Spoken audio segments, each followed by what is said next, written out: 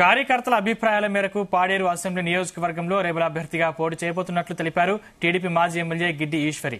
పాడేరు నియోజకవర్గంలో 5 మండలాల ముఖ్య నాయకులతో భవిష్యత్తు కార్యాచరణపై ఆమె సమావేశం నిర్వహించారు. ఈ సమావేశంలో కార్యకర్తలందరూ రెబల్ అభ్యర్థిగా పోటీ చేయాలని, రెబల్ గా గెలిపించుకుంటామని ముక్తకంఠంతో ప్రతి ఒక్క కార్యకర్త తీర్మానం చేశారు.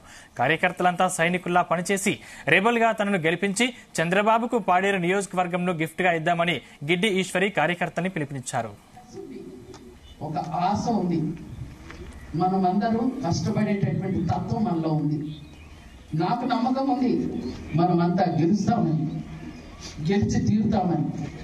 ఎందుకంటే ఎక్కడెక్కడి నుంచో వచ్చారు. జీకే చిన్న మెసేజ్ పెడితే వందల వేల మంది ఈరోజు ఇంత సంక్షోభంలో కూడా వస్తున్నారంటే ఆ కసి మనలో ఉంది కనుకనే గెలిచి తీరుతామని చెప్పినటువంటి జరిగింది. ఆఫ్టర్ ఎలక్షన్ తర్వాత కూడా ఇప్పుడు ఎలాగైతే అధికార పార్టీ ఉన్నప్పటికీ ప్రతిపక్షంగా మనం ఎన్ని పనులు చేయించుకున్నామో, ఒక కలెక్టర్తో కానీ, ఒక ఎస్పీతో కానీ, ఒక పోలీసులతో కానీ, ధర్నాలు కానీ, దీక్షలు కానీ, ఎన్నో సక్సెస్ఫుల్ కార్యక్రమాలు మనం సాధించాం. అందుకనే ఈరోజు ప్రజలు మనల్ని కోరుకుంటున్నారు. అలాగే ఎలక్షన్ తర్వాత కూడా మనం భయపడిపోవాల్సిన అవసరం లేదు. ఖచ్చితంగా గెలిచి తీరుతాం. నాకు ఆ నమ్మకం ఉంది. వస్తే కొండ వస్తుంది, లేదంటే పెట్టుకుపోతుంది.